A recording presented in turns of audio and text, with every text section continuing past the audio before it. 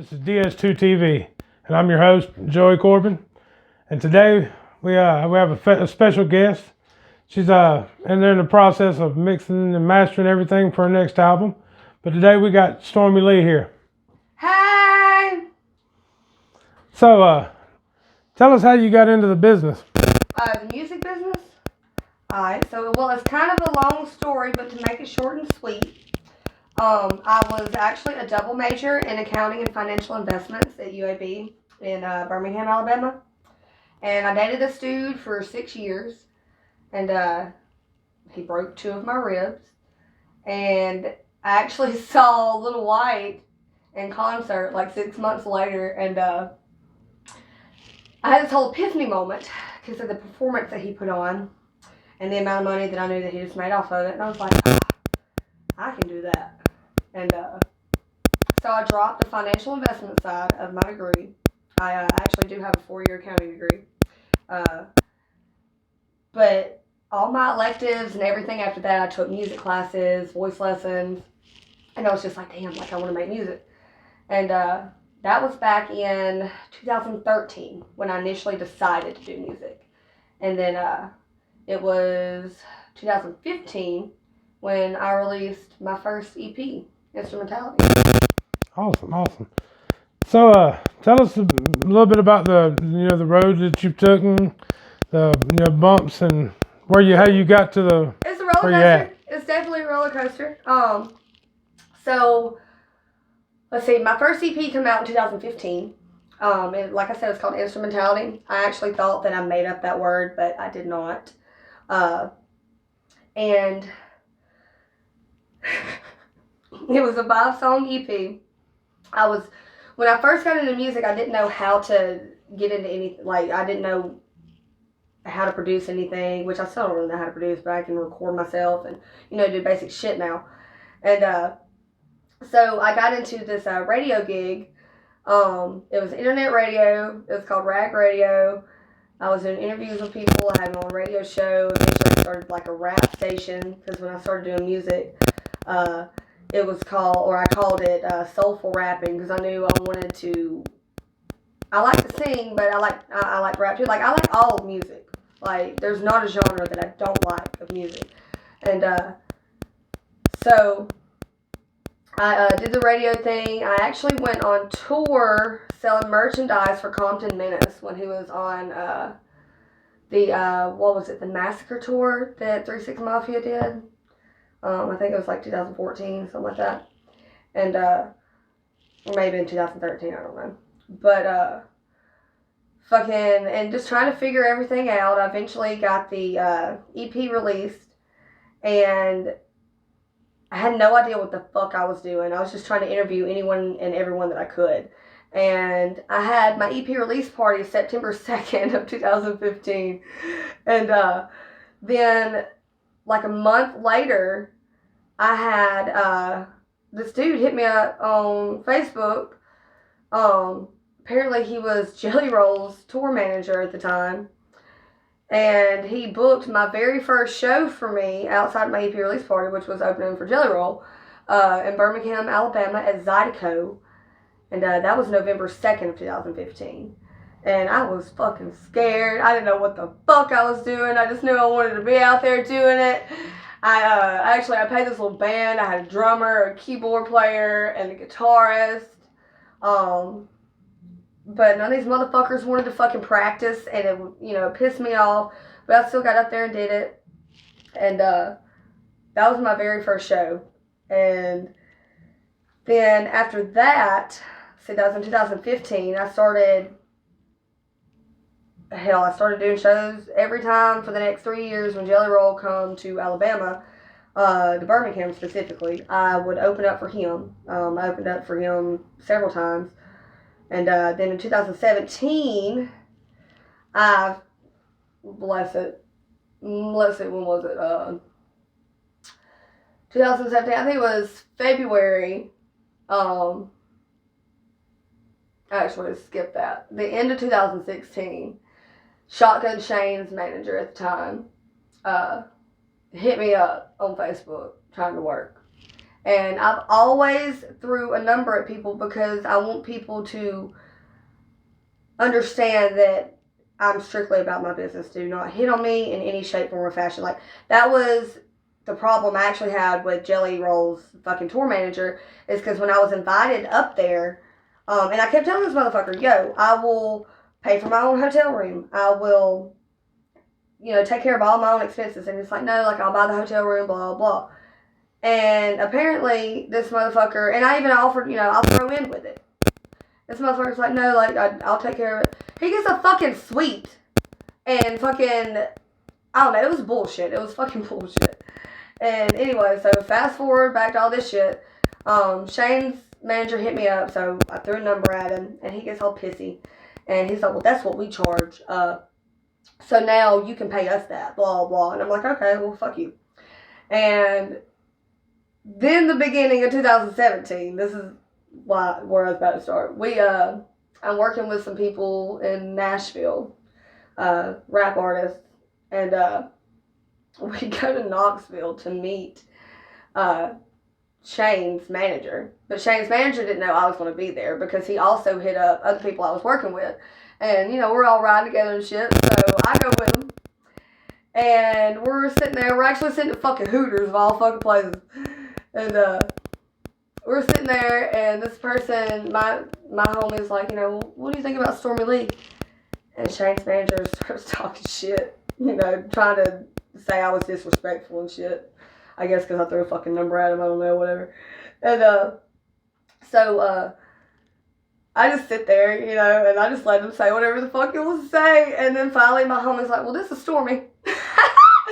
And then he fucking, dude, the look on this guy's face was fucking priceless. And so, needless to say, fucking he was trying to work with me.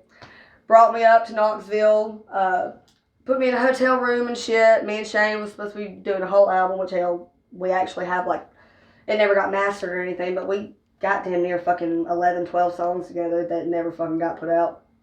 And I doubt I ever would now, honestly. But, fucking, I'm up there in Knoxville and shit. We were supposed to work together. That's actually when I first met Justin Time and everybody. March of 2017. Me, Shane, and Big Murph opened up the Redneck Rave. And that was very eventful. The fucking contract that they were trying to fucking present to me, that was not signed at all. Like, nobody ever gave me, like, an official fucking contract. It was some bullshit just printed off the internet.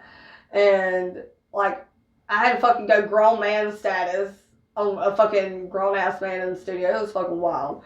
Like, I don't like being, trying to be taken advantage of. And when I speak up, if you start raising your fucking voice at me, I'm gonna raise my voice. Like, but anyways. And so we did that. And apparently they didn't think I was ready. That's cool, whatever. And so I did my little show when I come back to Alabama. And that, like I said, that was in March of 2017. And then June of 2017, the dude I dated for 6 years, we'd been split up for 5 at the time. He was actually killed by a car. He was hit by a car. And the only thing he had on his person was a picture of me with my name on the back. And so that's how he was identified. And that shit fucked me up. I got up to the biggest, like, I've ever been in my life. Like, I used to play inline hockey when I was a teenager. And, like, I was chunky then. Little chunk monk. But I gained, like, 30 pounds at least. Like, I was huge. Like, when I wasn't fat, but when I'm standing up and I'm trying to touch my toes and I can't breathe on the inside, like, that's a bit too much. And but all that happened over like a year and a half. I quit doing music. Like, I would try, I just had no motivation and shit. I was just really fucked up. And then the end of 2018, I actually had who was it? Sloppy Jones. He was the DJ for Georgia Boys at the time. He hit me up. And I actually ended up throwing a number at this man too. Like, straight up. Same number I threw at Shane's manager. And, because in my head, if you really want to fucking work with somebody, everyone's got something to bring to the table. So if you really want to work with somebody, if they throw a number at you, what do you bring to the table? It don't necessarily have to be money. You know, like, what can you do for me? And so he ended up producing my whole Into the Storm album. And all 10 of those songs, which I actually ended up getting Scatterbrain's Struggles DJ. He made 5 of the beats off that song. But, and I ended up releasing that in May of 2019.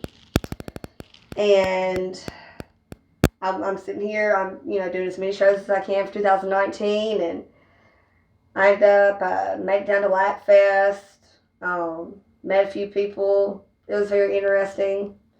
I'll save that story for another day.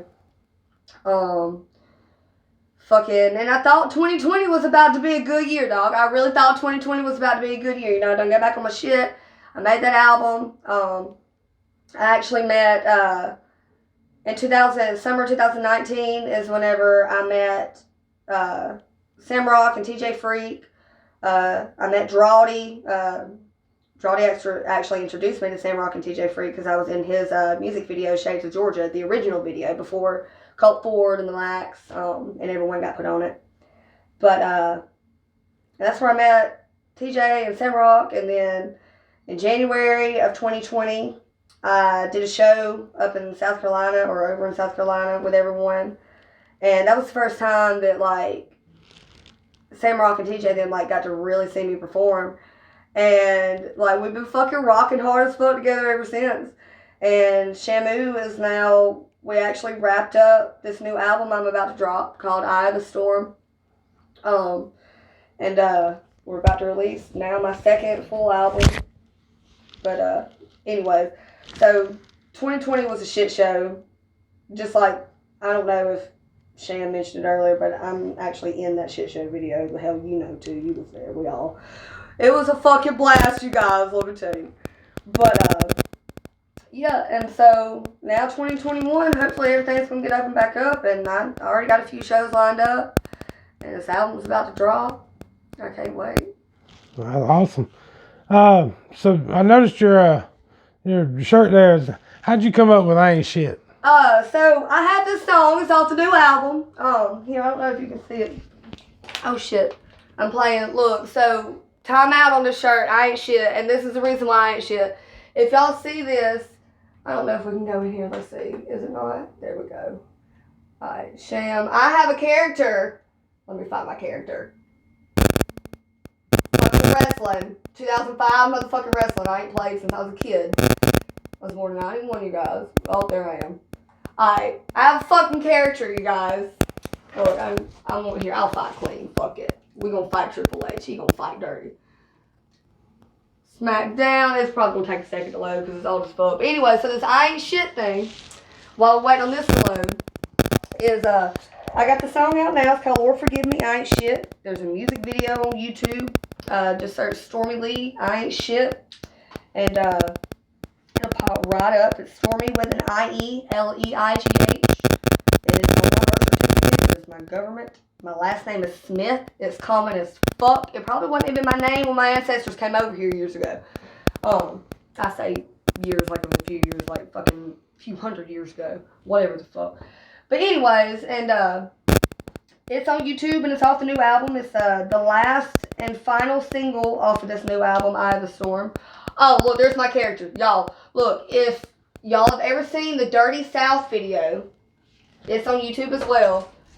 This is the outfit I'm wearing in Dirty South. How the fuck do they have this shit on motherfucking wrestling? What the fuck? Sham put my sleeve on here. Look, y'all. Here, I gotta get all close. Look, I've got an eye. Can you see my eye? I got an eye. Eye horse. I'm very fucking woke. What up, bitch? So, he put the sleeve, and I got alien DNA on my arm merging with human DNA. I may tell y'all about it. I don't know. But, that green shirt looks just like the one in there. The pants do. It's not the same boots, but it's my black combat boots that I wear a lot. So, I mean, it fucking works. He put the red hair on there. Like, that's just dope as fuck. I'm in the video game. My bad. I get carried away. I can talk for fucking days. That's, it's good. I actually got to meet you at the Christmas party / welcome to the shit show. Dude, it was a blast. Like, look, and I felt so bad earlier before I got in the shower because Shane was about talking. I was like, "Oh, you're going to introduce us?" And then I'm like, because I felt like I saw your face before, and then I realized when I was in the shower, damn, I met this cat at the fucking Christmas party. But it was a shit show. Like, it really, dude, it was so awesome though, y'all. We got so shitty. February 2nd, y'all can check out the video on Yes. DS2 TV. Will definitely be just like plastering it out there, but you'll be able to check it out on all platforms. You'll also be able to check it out on YouTube. Just type in "Welcome to the Shit Show." But I want to thank you for coming on DS2 TV, and look for more big stuff to come in this year and following years. And maybe we can get up at a show and everybody can see you perform. Oh yes, I'll be down in let's see, Baxley, Georgia, April 24th. My birthday is April 26th, motherfuckers. My dirty 30. So my dirty 30 fucking birthday weekend be in Baxley, Georgia. There'll be a flyer up soon because I don't have the fucking address, but it's gonna be so dope, you guys. So dope. And we'll definitely, once she shares that flyer, we'll definitely put it on the site. But thank y'all for tuning in to DS2 TV. I'm Joey Corbin, your host, and we'll catch you on the next one.